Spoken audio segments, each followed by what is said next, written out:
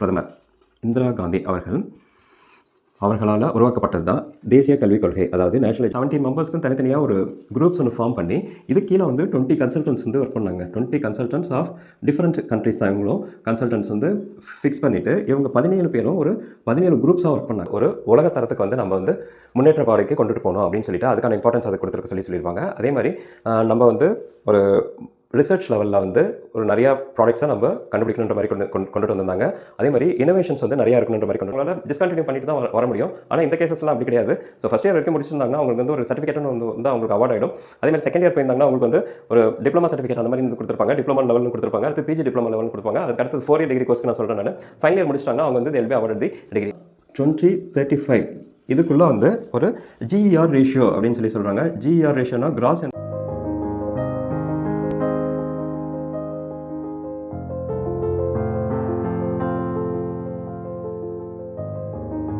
Hello friends, doctor S Rajsolaiyanand, career consultant. கல்வி என்பது ஒரு மனிதனுடைய அடிப்படை தேவைன்னே ஒன்றே ஆயிடுச்சுங்க இந்த காலத்தில். முன்னாடிலாம் பார்த்தீங்கன்னா மனிதனுடைய அடிப்படை தேவை என்ன பார்த்தீங்கன்னா உணவு, உடுத்த உடை, அதுக்கடுத்தது தங்கிறதுக்கு இடம். இது மூணு மட்டும்தான் அடிப்படை தேவைன்னு சொல்லிட்டு இருந்தாங்க. ஆனால் இன்றைய காலகட்டத்தில் பார்த்தீங்கன்னா ஒரு மனிதனுடைய அடிப்படை தேவைன்னு பார்த்தீங்கன்னா அதில் கல்வியும் வந்து ஒரு இன்றியமையாத ஒன்றாக அது வந்து இடம் பிடிச்சிருச்சு. சரி, அப்படிப்பட்ட கல்வியை வந்து நம்ம வந்து கரெக்டான கல்வியை, நமக்கு தேவையான கல்வியை, நமக்கு என்ன கல்வி வருதோ அந்த கல்வியை, கரெக்டான நேரத்தில் கரெக்டான இடத்துல போயிட்டு நீங்கள் படிச்சிட்டிங்கனாவே, நீங்கள் கரெக்டான ஒரு கரியரை வந்து நீங்கள் சூஸ் பண்ணிட்டீங்கனாவே அது வந்து அந்த கல்வியை வந்து உங்களுடைய வாழ்க்கையில் உங்களுக்கு அடுத்த கட்டத்துக்கு கண்டிப்பாக முன்னேற்ற பாதையில் எடுத்துகிட்டு போகின்றதில் எந்த வித மாற்று கருத்துமே கிடையாது.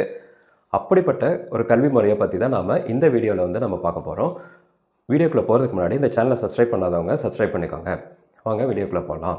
அதாவது தேசிய கல்விக் கொள்கை 2020 நேஷனல் எஜுகேஷன் பாலிசி 2020 அப்படின்னு சொல்லுவாங்க. ஸோ அது வந்து இப்போ ரீசன்ஸாக வந்து நீங்கள் வந்து கேள்விப்பட்டிருப்பீங்க. இந்த எஜுகேஷன் பாலிசி எப்படி வந்து வந்துச்சு, அதனுடைய வரலாறு என்ன அப்படின்றத பற்றி நம்ம ஃபஸ்ட்டு பார்ப்போம். ஸோ இந்த எஜுகேஷன் பாலிசி வந்து பார்த்திங்கன்னா 1968 அப்போதான பிரதமர் இந்திரா காந்தி அவர்களால் உருவாக்கப்பட்டது தான் தேசிய கல்விக் கொள்கை. அதாவது நேஷ்னல் எஜுகேஷன் பாலிசி 1968 ஃபஸ்ட்டு வந்து உருப்பெற்றுச்சு. அது எப்படி உருப்பெற்றுச்சு அப்படின்னு பார்த்தீங்கன்னா அது வந்து 1964 1966 வரைக்கும் இந்த டைம் பீரியடில் ஒரு கமிட்டியை வந்து ஃப்ரேம் பண்ணியிருந்தாங்க. அந்த கமிட்டியை வந்து யாரால் லீட் பண்ணிச்சுன்னு பார்த்தீங்கன்னா அந்த கமிட்டி யாரால் லீட் பண்ணிச்சுன்னு பார்த்தீங்கன்னா டிஎஸ் கோத்தாரின்னு சொல்லுவாங்க. DS Kothari commission, Daulat Singh Kothari. இவர் யார் அப்படின்னு பார்த்தீங்கன்னா அந்த காலத்தில் இவர் வந்து சேர்மனாக இருந்தார். யார் சேர்மனாக இருந்தார் அப்படின்னு பார்த்தீங்கன்னா யூஜிசியில் that is university grants commission, அதுக்கு வந்து அந்த போர்டில் வந்து இவர் வந்து சேர்மனாக இருந்தார். இவருக்கு கீழே வந்து ஒரு 17 பேர் கொண்ட குழு வந்து இதில் ஒர்க் பண்ணாங்க. அதுதான் அவங்களுடைய ரெக்கமெண்டேஷன்ஸை பேஸ் பண்ணி வந்தது தான் 1968 நேஷ்னல் எஜுகேஷன் பாலிசி. இந்த 17 பேர் கொண்ட குழுவில் பார்த்திங்கன்னா இதில் 6 பேர் வந்து வெவ்வேறு வகையான கண்ட்ரீஸில் இருந்து செலக்ட் பண்ணியிருந்தாங்க. வெவ்வேறு வகையான கண்ட்ரீஸ்லேருந்து அந்த கண்ட்ரீஸ்லேயே எஜுகேஷன் டிபார்ட்மெண்ட்டில் பெரியவங்களாம் இருக்கிறவங்கள, அதாவது கண்ட்ரீஸ்ன்னு பார்த்தீங்கன்னா ஃபார் எக்ஸாம்பிள் ஃப்ரான்ஸ்லேருந்து வந்திருந்தாங்க, இங்கிலாந்துலேருந்து வந்திருந்தாங்க, அதேமாதிரி யூஎஸ்லேருந்து வந்திருந்தாங்க. அந்த மாதிரி கண்ட்ரீஸ்லேருந்துலாம் வேறு மெம்பர்ஸ்லாம் போட்டு ஒரு கமிட்டி ஒன்று ஃப்ரேம் பண்ணி அந்த கமிட்டியை ஹெட் பண்ணது தான் doctor that is DS Kothari. அவர் தான் லீட் பண்ணார். அந்த கமிட்டியோடைய ரெக்கமெண்டேஷன்ஸை பேஸ் பண்ணி தான் ஃபஸ்ட்டு நேஷனல் எஜுகேஷன் பாலிசி 1968 அப்போதைய prime minister that is Indira Gandhi அவங்களுடைய தலைமையில் வந்து அந்த கமிஷன் வந்து இந்த நேஷனல் எஜுகேஷன் பாலிசி ஃபஸ்ட்டு வந்து ஃப்ரேம் ஆச்சு. அதுக்கு முன்னாடி பார்த்தீங்கன்னா ஜஸ்ட் ரூல்ஸ் மட்டும் தான் போட்டிருப்பாங்க. ஒரு ஸ்கூல்ஸ் இருந்துச்சுன்னா அதுக்குன்னு தனியாக வந்து ஒரு டிஸ்ட்ரிக்ட் எஜுகேஷன் ஆஃபீஸர் அந்த மாதிரிலாம் எதுவுமே இருக்க மாட்டாங்க. ஜஸ்ட் வந்து கவர்மெண்ட் வந்து ஒரு ரூல்ஸ் போடும். அந்த கவர்மெண்ட் ஆர்டர் பேஸ் பண்ணி அந்த ஸ்கூல்ஸ்லாம் வந்து ரன் ஆகிட்டு இருந்துச்சு. சரி, இந்த மணி டைம் போடுங்க, இந்த டைம் டியூரேஷன், இந்த பீரியட்ஸ்லாம் கனெக்ட் பண்ணுங்க அப்படின்னு ஜஸ்ட் ஓரல் கம்யூனிகேஷன்ஸ் மட்டும் தான் இருந்துச்சு. There is no more policies அந்த மாதிரி இருந்துச்சு. ஃபஸ்ட்டு இவங்க வந்து ஃப்ரேம் பண்ணாங்க. ஸோ இந்த ஃப்ரேம் ஒர்க் அப்புறம் பார்த்தீங்கன்னா 1986 இது கொஞ்சம் நல்லாவே ஃப்ரேம் பண்ணியிருந்தாங்க. இது கீழே வந்து கிட்டத்தட்ட ஒரு 17 மெம்பர்ஸ்க்கும் தனித்தனியாக ஒரு குரூப்ஸ் ஒன்று ஃபார்ம் பண்ணி இது கீழே வந்து 20 கன்சல்டன்ட்ஸ் வந்து ஒர்க் பண்ணாங்க. 20 கன்சல்டன்ட்ஸ் ஆஃப் டிஃப்ரெண்ட் கண்ட்ரிஸ் தான் இவங்களும் கன்சல்டன்ட்ஸ் வந்து ஃபிக்ஸ் பண்ணிவிட்டு இவங்க 17 பேரும் ஒரு 17 குரூப்ஸாக ஒர்க் பண்ணாங்க. அந்த குரூப்ஸை வந்து தனித்தனியாக ஒரு ஃப்ரேம் ஒர்க்ஸ் வந்து ஃபார்ம் பண்ணிச்சு. அதாவது ஒரு எஜுகேஷன் டிபார்ட்மெண்ட்லாம் என்னவாக இருக்கணும், ஒரு கரிக்குலம் ஃப்ரேம் பண்ணணும்னா அவங்க என்ன பண்ணணும், ஒரு டீச்சர்ஸ் செலக்ட் பண்ணணும்னா டீச்சர்ஸ் ரெக்ரூட்மெண்ட்டுக்கு என்ன பண்ணணும் அப்படின்னு சொல்லிட்டு தனித்தனியாக வந்து ஒரு ஃப்ரேம் ஒர்க்ஸ் 17 விதமான ரூல்ஸ் எடுத்து 17 விதமான ஃப்ரேம் ஒர்க்ஸ் கொண்டு வந்தாங்க. அதனால் இது வந்து கொஞ்சம் நல்லாவே நல்லாயிட்டு இருந்துச்சு. இந்த நேஷ்னல் எஜுகேஷன் பாலிசி இதுபடி தான் ஃபாலோ பண்ணிட்டு இருந்தாங்க. அதுக்கப்புறம் என்ன பண்ணாங்கன்னா 1986 ராஜீவ்காந்தி சார் அவர் வந்து இருந்தார், பிரைம் மினிஸ்டராக இருந்தார். அவர் பீரியடில் என்ன ஆச்சு அப்படின்னு பார்த்தீங்கன்னா, இன்னும் கொஞ்சம் நெறிமுறைப்படுத்தணும், இந்த பாலிசிஸ்லாம் நெறிமுறைப்படுத்தணும்னு சொல்லிட்டு என்ன பண்ணாங்கன்னா, இதில் அப்டேஷன் கொண்டு வரணுன்ட்டு. அதாவது இதில் எங்கே லேக் ஆச்சு அப்படின்னு பார்த்தீங்கன்னா, உமன்ஸ் வந்து அந்தளவுக்கு வந்து இதில் வந்து இந்த கல்வி திட்டத்திலலாம் அவங்களுக்குலாம் கொடுக்கக்கூடாது, அவங்களாம் படிக்க வேண்டாம் அப்படின்ற மாதிரி கொண்டு போயிருந்தாங்க. அது அவங்களுக்கு வந்து இம்பார்ட்டன்ஸ் கொடுத்தாங்க. அதுக்கு அடுத்தது வந்து பார்த்திங்கன்னா ஈக்விட்டி ஃபார் ஆல் காஸ்ட், அதாவது எஸ்சி எஸ்டி இதுக்கெலாம் வந்து இவங்களுக்கெலாம் வந்து கரெக்டான முறையான கல்வி கொடுக்கணும், அப்போ தான் அவங்களும் வந்து முன்னேற்ற பாதைக்கு வருவாங்க அப்படின்னு சொல்லிட்டு இதுக்கெலாம் மெயினாக இம்பார்ட்டன்ஸ் கொடுத்துட்டு ஈக்விட்டி ஃபார் அதேமாதிரி கொண்டுட்டு வந்தாங்க. அதேமாதிரி இவங்களை 1968 பார்த்தீங்கன்னா உங்களுக்கு கிட்டத்தட்ட 1986 வரைக்கும் பார்த்திங்கன்னா நிறைய பேர் வந்து படிச்சுட்டே வந்துட்டாங்க. ஆனால் இதில் வந்து முதியோர்கள் அவங்க வந்து படிக்காத நிறைய பேர் இருந்ததால் அவங்களுக்கும் இன்ட்ரெஸ்ட் இதில் வந்ததால் தட் இஸ் அடல்ட் எஜுகேஷன் சொல்லி சொன்னாங்க. அடல்ட் எஜுகேஷனும் இதுக்கு இந்த டைம் பீரியடில் வந்து கொண்டுட்டு வந்தாங்க. அடல்ட் எஜுகேஷனு அதேமாதிரி இந்த பிளாக் போர்டு கான்செப்ட்ஸ்லாம் இதில் ஃபஸ்ட்டு கொண்டு வந்துட்டு இந்த மாதிரி அப்கிரேடேஷன் கொண்டு வந்துட்டு அதை பண்ணாங்க. அதுக்கு அடுத்தது என்ன பண்ணாங்கன்னா 1992 அப்போ வந்து நரசிம்மராவ்னு சொல்லிட்டு அவர் இருந்தார். நரசிம்மராவ் இவர் டைம் பீரியடில் வந்து பார்த்திங்கன்னா ஏ ராமமூர்த்தின்னு சொல்லிட்டு அவங்க ஒரு கமிட்டி ஃப்ரேம் பண்ணாங்க. ஏ ராமமூர்த்தி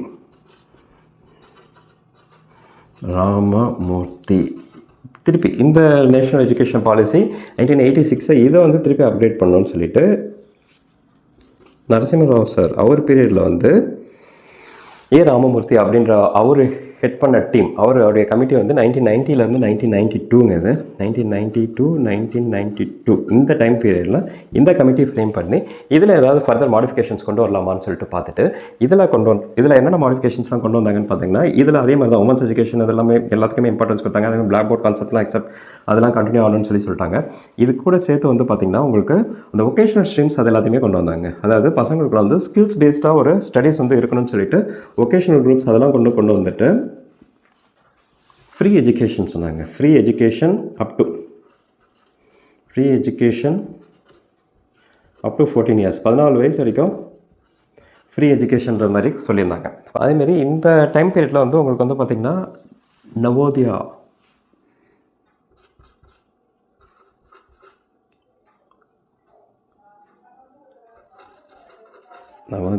வித்யாலயாஸ்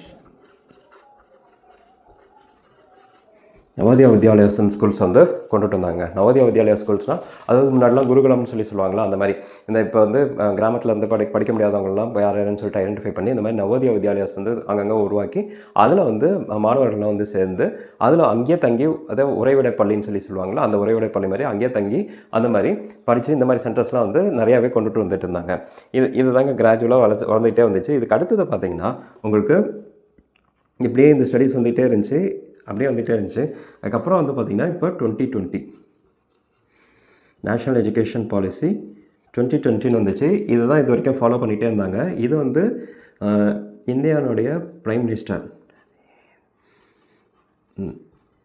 நரேந்திர மோடி அவர்களால் கொண்டு வரப்பட்டதுன்னு சொன்னாங்க. அவர்களால் கொண்டு வரப்பட்டது. இதுக்கு வந்து ஒரு கமிட்டி ஃப்ரேம் பண்ணாங்க. இந்த கமிட்டி வந்து 2019 வரைக்கும் இந்த கமிட்டி ஒர்க் பண்ணிவிட்டு 2019 ஆகஸ்ட்டில் வந்து ஒரு ரிப்போர்ட் வந்து சப்மிட் பண்ணாங்க. ஸோ இந்த கமிட்டி யார் லீட் பண்ணாங்க அப்படின்னு பார்த்தீங்கன்னா டாக்டர் கே கஸ்தூரிரங்கன். அவர் தான் இந்த கமிட்டியை வந்து லீட் பண்ணார். ஸோ இவர் வந்து ஆகஸ்ட் 2019 வந்து இந்த கமிட்டி வந்து ரிப்போர்ட் சப்மிட் பண்ணிச்சு. அந்த ரிப்போர்ட் பேஸ் பண்ணி தான் நமக்கு இப்போ வந்து ஃபாலோ பண்ணிகிட்ருக்காங்க. ஸோ ஆகஸ்ட் 2019 இந்த கமிட்டி ரிப்போர்ட் சப்மிட் பண்ணுறாங்க. ரிப்போர்ட் சப்மிட் பண்ணிட்டு இந்த கமிட்டி ரிப்போர்ட்டை பேஸ் பண்ணி தான் நேஷ்னல் எஜுகேஷன் பாலிசி 2020 ஃபார்ம் ஆச்சு. சரி, இந்த நேஷ்னல் எஜுகேஷன் பாலிசி 2020ல் என்னென்ன மாற்றங்கள்லாம் கொண்டுட்டு வந்திருக்காங்கன்றதை பார்ப்போம். இந்த நேஷ்னல் எஜுகேஷன் பாலிசி 2020ல் எதுக்கெல்லாம் இம்பார்ட்டன்ஸ் கொடுத்துருக்காங்க அப்படின்னு பார்த்தீங்கன்னா, ஃபஸ்ட்டு வந்து இந்த நம்மளுடைய எஜுகேஷன் ஸ்டாண்டர்ட்ஸை வந்து ஒரு உலக தரத்துக்கு வந்து நம்ம வந்து முன்னேற்ற பாதைக்கு கொண்டுட்டு போகணும் அப்படின்னு சொல்லிட்டு அதுக்கான இம்பார்ட்டன்ஸ் அதை கொடுத்துருக்க சொல்லியிருப்பாங்க. அதே மாதிரி நம்ம வந்து ஒரு ரிசர்ச் லெவலில் வந்து ஒரு நிறையா ப்ராடக்ட்ஸை நம்ம கண்டுபிடிக்கணுன்ற மாதிரி கொண்டுட்டு வந்திருந்தாங்க. அதே மாதிரி இனோவேஷன்ஸ் வந்து நிறையா இருக்கணுன்ற மாதிரி கொண்டுட்டு வந்திருந்தாங்க. ஸோ இதுக்கெல்லாம் இம்பார்ட்டன்ஸ் கொடுத்து இந்த நேஷ்னல் எஜுகேஷன் பாலிசி 2020 வந்து ஃபார்முலேட் பண்ணியிருந்தாங்க. ஸோ இதை வந்து ஒரு நம்ம ஸ்கூல் லெவலில் என்னென்ன மாற்றங்கள்லாம் வந்து வந்திருக்குன்றதை நம்ம பார்ப்போம். ஃபஸ்ட்டு வந்து ஸ்கூல் லெவலில் என்னென்ன சேஞ்சஸ்லாம் வந்திருக்குன்றதை நம்ம பார்ப்போம். ஸோ ஸ்கூல் லெவலில் வந்து பார்த்திங்கன்னா ஏற்கனவே வந்து பார்த்திங்கன்னா நமக்கு வந்து 10+2 ஏற்கனவே இந்த போன தடவை நம்ம பார்த்தது அந்த டீட்டெயில்ஸ் எல்லாமே பார்த்திங்கன்னா 3 லாங்குவேஜ் சிஸ்டம்ஸ் தான் அடாப்ட் பண்ணியிருப்பாங்க. 3 லாங்குவேஜ் சிஸ்டம்ஸ்னால் ஃபஸ்ட்டு வந்து இங்கிலீஷ் இருக்கும், அடுத்து வந்து ஹிந்தி இருக்கும், அதுக்கடுத்து வந்து அவங்க எந்த ரீஜனை பிலாங் பண்ணியிருக்காங்களோ, ஃபார் எக்ஸாம்பிள் குஜராத்னா குஜராத்தி, அந்த மாதிரி அந்த ரீஜனல் லாங்குவேஜ் வந்து இன்க்ளூட் ஆகிருக்கும். ஸோ இது வந்து ஸ்டில் நவ் இதை தான் அடாப்ட் பண்ணிகிட்டு இருக்காங்க. அது வந்து நமக்கு வந்து பல இடத்துல யூஸ்ஃபுல்லாக இருக்குன்ற மாதிரி கொண்டுட்டு வந்துருக்காங்க. ஸோ இதே பேஸ் பண்ணி தான் இப்போயும் ஸ்கூல்ஸில் இருக்கும். ஸோ அது இல்லாமல் வேறு என்னென்ன மாற்றிருக்காங்க அப்படின்னு பார்த்தீங்கன்னா, ஸ்கூலில் ஏற்கனவே வந்து பார்த்திங்கன்னா 10+2ன்னு சொல்லிட்டு இருக்கும், இந்த சிஸ்டம்ஸ் இருந்துச்சு. இதை வந்து எப்படி மாற்றினாங்க அப்படின்னு பார்த்தீங்கன்னா 5+3+3+4 அப்படின்னு சொல்லிட்டு மாற்றிட்டாங்க இதை. ஸோ இதுக்கு என்ன டிஃப்ரென்ஸ் அப்படின்னு பார்த்தீங்கன்னா, முன்னாடி வந்து 10+2 சிஸ்டத்தில் வந்து பார்த்திங்கன்னா ஒரு ஸ்டூடெண்ட் வந்து 10th வரைக்கும் படிச்சுட்டு வருவாங்க. 10th ஒரு காமன் என்ட்ரன்ஸ் டெஸ்ட் இருக்கும், அதாவது பப்ளிக் எக்ஸாம் அந்த மாதிரி எக்ஸாம்ஸ் இருக்கும். அதுக்கு அடுத்தது +2ல் வந்து ஒரு எக்ஸாம்ஸ் இருக்கும். இந்த சிஸ்டம் வந்து இருக்கும். ஸோ இந்த 10th முடிச்சுட்டு 11th போகிறப்போ வந்து பார்த்திங்கன்னா வேறு ஸ்ட்ரீம்ஸ் வந்து ஏதாவது சூஸ் பண்ணுவாங்க, அந்த மாதிரி ஏதாவது பண்ணிட்டு இருப்பாங்க. அது வந்து எப்படி மாறி இருக்குது அப்படின்னு பார்த்தீங்கன்னா 5+3+3 இதில் வந்து பார்த்திங்கன்னா இந்த 5 வந்து பார்த்திங்கன்னா ஃபஸ்ட்டு 5 வருஷங்க இது எல்லாமே இயர்ஸ். 5 இயர்ஸ், இது ஒரு 3 இயர்ஸ், இது ஒரு 3 இயர்ஸ், அந்த மாதிரி இதெல்லாம் இயர்ஸில் வரும். ஸோ 5 இயர்ஸ்ன்றது எந்த ஏஜ்லேருந்து ஸ்டார்ட் ஆகும் அப்படின்னு பார்த்தீங்கன்னா ஏஜ் 3லேருந்தே ஸ்டார்ட் ஆகிடுங்க. ஏஜ் 3லேருந்தே ஒரு குழந்தை பிறந்து ஒரு 3 வயசுலேயே வந்து பார்த்திங்கன்னா அவங்க வந்து ஏதாவது ஒரு ப்ரீ ஸ்கூல், அதாவது ப்ளே ஸ்கூல்னு சொல்லியிருந்தாங்க. இது வந்து இதுக்கு முன்னாடி வந்து ஆப்ஷனலாக தான் இருந்துச்சு. இப்போ வந்து இதை வந்து கம்பல்சரியாக வந்து கொண்டு வந்துட்டாங்க. ஸோ ஏஜ் 3லேருந்து 5 வருஷம் கூட்டினீங்கன்னா ஏஜ் 3 to 8 இயர்ஸ் வந்துடும். ஸோ இதுதான் ஃபஸ்ட்டு 5 இயர்ஸ், ஃபஸ்ட்டு 5க்கான எக்ஸ்ப்ளனேஷன். இதை வந்து நம்ம வந்து என்ன ஸ்டேஜ் அப்படின்னு சொல்லுவீங்கன்னு பார்த்தீங்கன்னா ஃபவுண்டேஷனல் ஸ்டேஜ் அப்படின்னு சொல்லுவாங்க. ஃபவுண்டேஷனல் ஸ்டேஜ்னு சொல்லுவாங்க. Foundational stage. ஸோ அப்போ ஏஜ் 3லேருந்து வந்துட்டாங்க. ப்ளே ஸ்கூலு, அதுக்கப்புறம் வந்து பார்த்திங்கன்னா ப்ளே ஸ்கூல், அதுக்கப்புறம் எல்கேஜி, அதுக்கப்புறம் யூகேஜி, அதுக்கப்புறம் கிரேட் 1, கிரேட் 2. அப்போ இதில் வந்து கிரேடு 1, 2 வரைக்கும் இந்த ஃபவுண்டேஷனல் ஸ்டேஜில் வந்துடும். தட் இஸ் ஃபார் ஃபஸ்ட்டு 5 இயர்ஸ்க்கு இது தான். அதுக்கு அடுத்தது வந்து 3 இயர்ஸ் வந்து போட்டிருக்காங்க. அந்த 3 இயர்ஸில் வந்து பார்த்திங்கன்னா தட் இஸ் கிரேடு வந்து இந்த இடத்துல 3ன்னு வந்துடும். 3, 4, 5 இது வந்து சொல்லுவாங்க. ஸோ இந்த இது வந்து என்னென்னு சொல்லுவாங்கன்னு பார்த்தீங்கன்னா ப்ரிப்பரேட்டரி ஸ்டேஜ்னு சொல்லுவாங்க. ப்ரிப்பரேட்டரி ஸ்டேஜில் என்னென்னு பார்த்தீங்கன்னா இந்த ப்ரிப்பரேட்டரி ஸ்டேஜில் ப்ளே ஸ்கூல்லேருந்து டெக்ஸ்ட்டு, ப்ளே லெவல்லேருந்து டெக்ஸ்ட் ரீடிங்கு, ரைட்டிங்கு இந்த மாதிரி மாறும். இது வந்து இந்த மாதிரி ட்ரான்ஸ்ஃபர்மேஷன்ஸ்லாம் இதில் கொண்டு வருவாங்க. அதாவது ரீடிங் ஹேபிட்ஸ் அதெல்லாமே இதில் கொண்டு வருவாங்க. ரீடிங் ஹேபிட்ஸ் இந்த சென்ஸ் தட் அவங்க ஸ்டோரி டெல்லிங் அந்த மாதிரி ஈவெண்ட்ஸ் அது மாதிரிலாம் கொண்டு வந்துட்டு, அதுமாதிரி ஃபிசிக்கல் எஜுகேஷன்னா பிடி, அதாவது ஒரு பர்டிகுலர் ஸ்போர்ட்ஸ் அதெல்லாமே சொல்லிக் கொடுத்துட்டு இது எல்லாமே இன்க்ளூட் ஆகி வர்றது தான் இந்த ப்ரிப்பரேட்டரி ஸ்டேஜ். அதுக்கு அடுத்தது பார்த்திங்கன்னா உங்களுக்கு அதுக்கு அடுத்த 3 இயர்ஸ் வந்து பார்த்திங்கன்னா உங்களுக்கு கிரேடு 6, 7, 8. ஸோ இந்த கிரேட்ஸ் வந்து பார்த்திங்கன்னா மிடில் ஸ்டேஜ்னு சொல்லுவாங்க. ஸோ இந்த மிடில் ஸ்டேஜுக்கு தான் இம்பார்ட்டன்ஸ் அவங்க ரொம்பவே கொடுத்துருக்காங்க. ஸோ இந்த கிரேட் 5 இது வரைக்கும் வந்து பார்த்திங்கன்னா ரீஜனல் லாங்குவேஜ் அவங்க கம்பல்சரியாக எந்த ரீஜனல் லாங்குவேஜில் இருக்காங்களோ அந்த ரீஜனல் லாங்குவேஜில் தான் அவங்க வந்து கண்டிப்பாக ஏதாவது சப்ஜெக்ட்ஸ் எடுத்துருக்கணும் அப்படின்ற மாதிரி இம்பார்ட்டன்ஸ் ரீஜனல் லாங்குவேஜுக்கு வந்து கொடுத்துருப்பாங்க. அதுமாதிரி கிரேடு 6, 7, 8 மிடில் ஸ்டேஜ் இதுக்கு எப்படி இம்பார்ட்டன்ஸ் கொடுத்துருப்பாங்கன்னு பார்த்தீங்கன்னா இங்கே அவங்களுடைய ஸ்கில்ஸ் என்னென்னு சொல்லிட்டு அவங்க வந்து லேர்ன் பண்ணியிருக்கணும்னு சொல்லியிருக்காங்க. ஸோ இந்த ஸ்கில்ஸ்க்கு வந்து அசஸ் பண்ணுறதுக்கு அவங்க தனித்தனியாக எக்ஸாம்ஸ் வைக்கணும்னு சொல்லியிருக்காங்க. இந்த ஸ்கில்ஸ் அசஸ் பண்ணிவிட்டு பேஸ்ட் அப்பான் தி ஸ்கில்ஸ் வந்து they have to go for additional skills. இங்கே வந்து ஸ்கில்ஸ் வந்து அவங்க வந்து டேரெக்டாக அவங்க வந்து ஒகேஷ்னல் அதே மாதிரி தான் இங்கேருந்தே ஆரம்பிச்சிட்டாங்க. அந்த ஒகேஷ்னல் அதே மாதிரி ஒகேஷனில் கொடுத்துருக்காங்க. அதே மாதிரி ரொபாட்டிக்ஸில் கொடுத்தாங்க. கோடிங்கில் இன்ட்ரெஸ்ட்டாக இருந்தாங்கன்னா கோடிங்கு, அதுமாரி ஏஐ இந்த மாதிரி ஸ்கில்ஸ் எல்லாத்தையுமே வந்து அவங்க வந்து ஒரு எலக்ட்ரானிக்ஸு இந்த மாதிரி வெவ்வேறு வகையான ஸ்கில்ஸுங்க.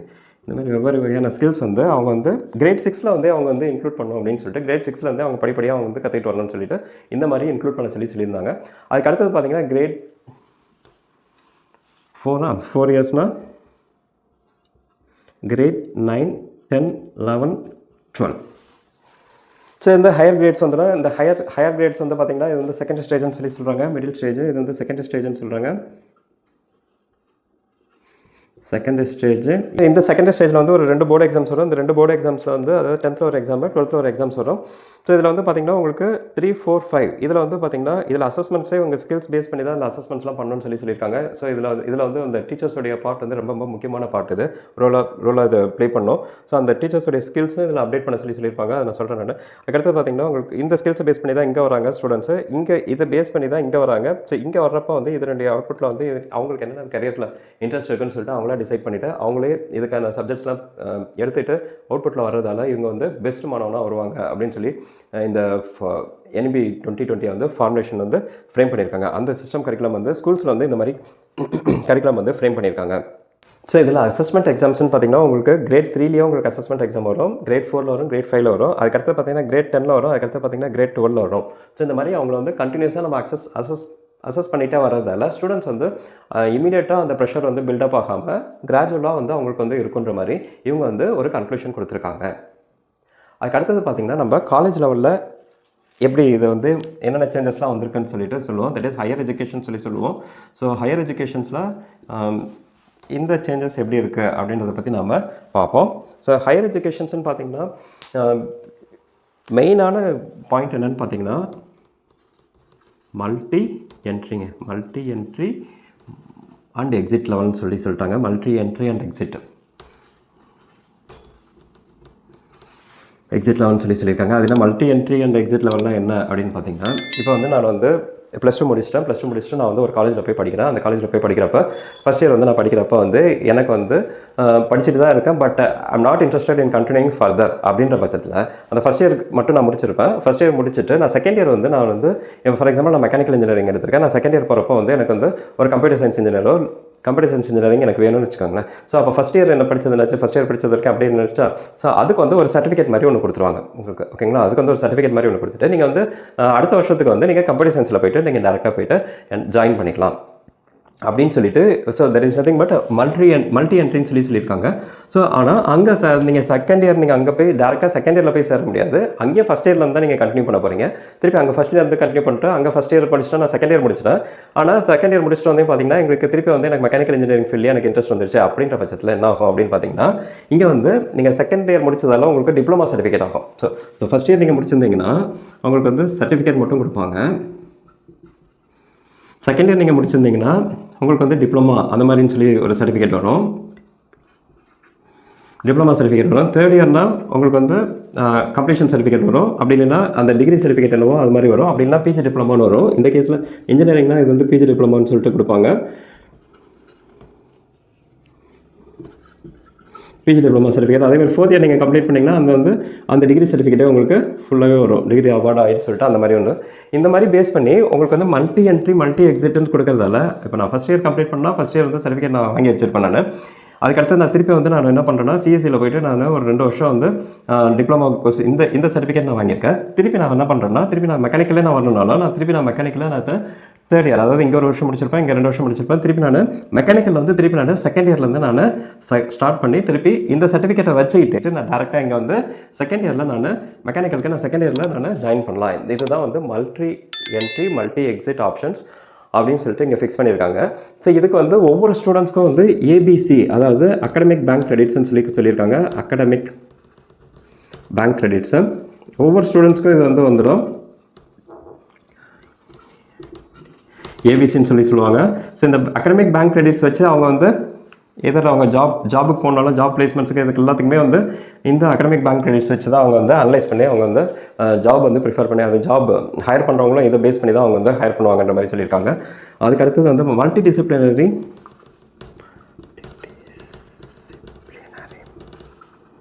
யூனிவர்சிட்டி சொல்லியிருக்காங்க. அதாவது இங்கே மல்டி டிசிப்ளினரி யூனிவர்சிட்டிஸ்னால் எல்லா ஸ்ட்ரீம்ஸ்லையும் உங்களுக்கு வந்து கோர்சஸ் வந்து ஆட் பண்ணணும். அதே மாதிரி ஸ்டூடெண்ட்ஸுடைய விருப்பத்துக்கு ஏற்ற மாதிரி அவங்களுக்கு வந்து they will be allowed for multi entry and multi exit லெவல்னு சொல்லியிருக்காங்க. இது 3 தான் வந்து உங்களுக்கு வந்து மெயினான மாற்றத்தை வந்து கொண்டு வந்திருக்கு. ஸோ இதை பேஸ் பண்ணி வர்றப்போ வந்து பார்த்தீங்கன்னா ஒரு ஸ்டூடெண்ட் வந்து சப்போஸ் நான் ஃபஸ்ட் இயரில் வந்து ஏதோ ஒரு ஃபோர்ஸ் கம்பல்ஷனில் ஏதோ பேரண்ட்ஸ் கம்பல்ஷன்லையோ இல்லை ஏதோ ஒரு இதில் வந்து அவங்க வந்து சேர்ந்து படிச்சுட்டு அந்த டிகிரியே கம்ப்ளீட் பண்ண முடியலன்னா அவங்களால டிஸ்கண்டினியூ பண்ணிட்டு தான் வர முடியும். ஆனால் இந்த கேசஸ்லாம் அப்படி கிடையாது. ஸோ ஃபஸ்ட் இயர் வரைக்கும் முடிச்சிருந்தாங்கன்னா அவங்களுக்கு வந்து ஒரு சர்டிஃபிகேட்னு வந்து அவங்களுக்கு அவார்ட் ஆகிடும். அதேமாதிரி செகண்ட் இயர் போயிருந்தாங்கன்னா அவங்களுக்கு வந்து ஒரு டிப்ளமா சர்டிஃபிகேட் அந்த மாதிரி வந்து கொடுத்துருப்பாங்க. டிப்ளமா லெவல்னு கொடுத்துருப்பாங்க. அடுத்து பிஜி டிப்ளமா லெவல்னு கொடுப்பாங்க. அதுக்கு அடுத்தது 4 இயர் டிகிரி கோர்ஸ்க்கு நான் சொல்கிறேன். நான் ஃபைனல் இயர் முடிச்சிட்டாங்கன்னா அவங்க வந்து they'll be awarded the degree. So இந்த ஸ்டேஜஸை பேஸ் பண்ணி ஸோ ஃபஸ்ட் இயர் முடிக்கிறப்பயே அந்த ஸ்டூடெண்ட்டுக்கு வந்து ஒரு கிரெடிட் வந்து வந்திருக்கும். ஸோ இந்த கிரெடிட்டை வச்சு ஏதாவது ஜாப் ஆஃபர் அவங்களுக்கு கிடைச்சிச்சுனாலும் they can go for that particular job. அந்த மாதிரி வந்து இந்த மாதிரி ஒரு புது சிஸ்டத்தை வந்து இதில் வந்து கொண்டு வந்திருக்காங்க. அதுக்கு அடுத்தது பார்த்தீங்கன்னா உங்களுக்கு டீச்சர்ஸ்க்குன்னு பார்த்தீங்கன்னா என்னென்ன சேஞ்சஸ்லாம் கொண்டு வந்திருக்காங்க அப்படின்னு பார்த்தீங்கன்னா டீச்சர்ஸ்க்கு வந்து 4 இயர் இன்டெகிரேட்டட் ப்ரோக்ராம் கம்பல்சரி அவங்க முடிச்சிருக்கணும்னு சொல்லிட்டு அது மாதிரி கொண்டு வந்திருக்காங்க.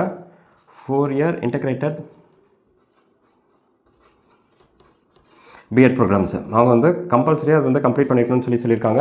அதுக்கு அடுத்தது வந்து பார்த்திங்கன்னா உங்களுக்கு டீச்சர்ஸ்க்கு வந்து அப்கிரேடேஷன் ஆஃப் ஸ்கில்ஸ் மஸ்ட்னு சொல்லிட்டாங்க. அப்கிரேடேஷன் ஆஃப் ஸ்கில்ஸ் இது வந்து எல்லா டீச்சர்ஸ்க்கும் வந்து மஸ்ட்னு சொல்லியிருக்காங்க. இதை பேஸ் பண்ணி தான் உங்களுக்கு வந்து அப்ளைசல் ஃபார்மாக வேறு ஏதாவது இம்ப்ரூவ்மெண்ட் அந்த மாதிரி இதில் கொண்டு வந்திருக்காங்க. அதுக்கடுத்து டெக்னாலஜி லெவலில் என்னென்ன மாதிரியான சேஞ்சஸ் வந்திருக்கு அப்படின்னு பார்த்தீங்கன்னா எல்லா இடத்துலையும் வந்து டிஜிட்டல் போர்டு அந்த மாதிரி தான் கொண்டு வரணும்னு சொல்லியிருக்காங்க. First digital ports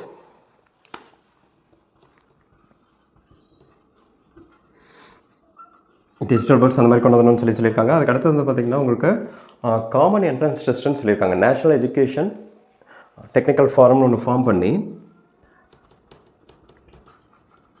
national education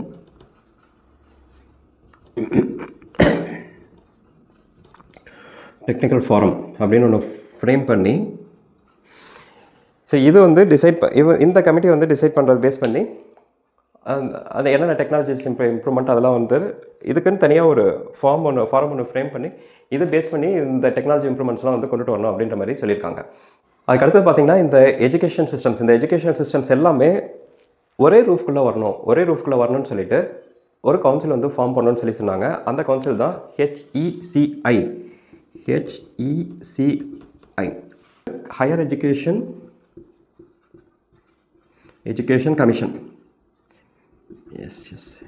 commission of India higher education commission of India. இந்த ரூஃப்குள்ளே தான் எல்லா எஜுகேஷன் சிஸ்டம்ஸும் வரணும் அப்படின்னு சொல்லியிருந்தாங்க. ஸோ இதில் வந்து பார்த்திங்கன்னா ஒரு 4 வெர்டிகல்ஸில் வந்து இந்த ரூஃப் வந்து ஒரு 4 வெர்டிகல்ஸில் இது வந்து ஆப்ரேட் ஆகும். ஃபஸ்ட்டு வந்து என்னென்னு பார்த்தீங்கன்னா NHERC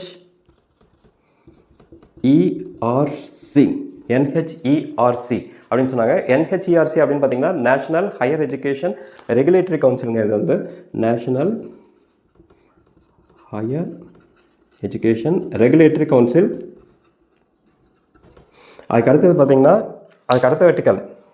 ஸோ இதுதான் வந்து உங்களுக்கு வந்து அந்த ஃப்ரேம் ஒர்க்ஸ்லாம் ஃபார்ம் பண்ணுறது, அதாவது அது கரிக்குலம் அதெல்லாம் டிசைட் பண்ணுறது வந்து நேஷ்னல் எஜுகேஷன் ரெகுலேட்டரி கவுன்சில். அதுக்கடுத்து வந்து பார்த்திங்கன்னா NAC நேஷ்னல் அக்ரிடேஷன் கவுன்சில். இது வந்து ஒவ்வொரு இன்ஸ்டியூட்டோட நேஷ்னல் அக்ரிடேஷன் கவுன்சில் அசஸ் பண்ணுறது. ஒவ்வொரு இன்ஸ்டியூட்டை பற்றி அவங்களோட ஸ்டாண்டர்ட்ஸ் அவங்களுடைய பற்றி நிறைய குறைகளை பற்றி அசஸ் பண்ணுறது. ஸோ அதாவது டீச்சர்ஸுடைய குவாலிஃபிகேஷன்ஸ் அந்த டிகிரிஸ் அதெல்லாமே பற்றி அசஸ் பண்ணுறது. அதுக்கு அடுத்தது பார்த்திங்கன்னா HEGCனா ஹையர் எஜுகேஷன் கிராண்ட்ஸ் கவுன்சில். இதை கிராண்ட்ஸ் ஏதாவது ப்ரொவைட் பண்ணோம் அந்த மாதிரி கேசஸில் இந்த பாடி வந்து ரெகுலேட் ஆகும், ஏதாவது கிராண்ட்ஸ் ஆஃப் ஃபண்ட்ஸை ஏதாவது இஷ்யூ பண்ணுறதுக்கு. அதுக்கடுத்தது பார்த்திங்கன்னா GEC அதாவது ஜென்ரல் எஜுகேஷன் கவுன்சில்.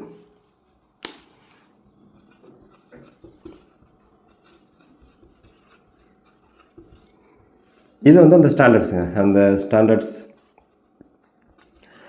பற்றி அவங்க வந்து நிர்ணயிக்கிறது தான் இந்த ஜிஎஸ்சி. ஸோ இது வந்து இதெல்லாமே சேர்ந்து ஒரே வெர்டிக்கலில் வந்து வரணும்னு சொல்லியிருக்காங்க. இந்த ஸ்கூல் சிஸ்டம்ஸ், எஜுகேஷன் சிஸ்டம்ஸு இது எல்லாமே பார்த்திங்கன்னா ஒரு வெர்டிக்கலில் வரணும்னு சொல்லியிருக்காங்க.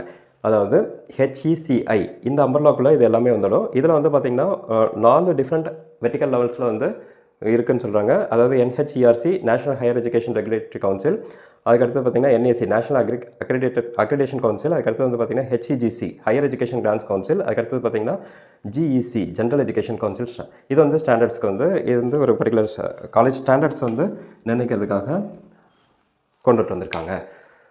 ஸோ இந்த மாற்றங்கள்லாம் நம்ம வந்து எதுக்குள்ளே அச்சீவ் பண்ணோம் அப்படின்ற மாதிரி ஒரு இலக்கு வச்சுருக்காங்கன்னா 2035 இதுக்குள்ளே வந்து ஒரு GER ரேஷியோ அப்படின்னு சொல்கிறாங்க. GER ரேஷியோனா cross enrolment ratio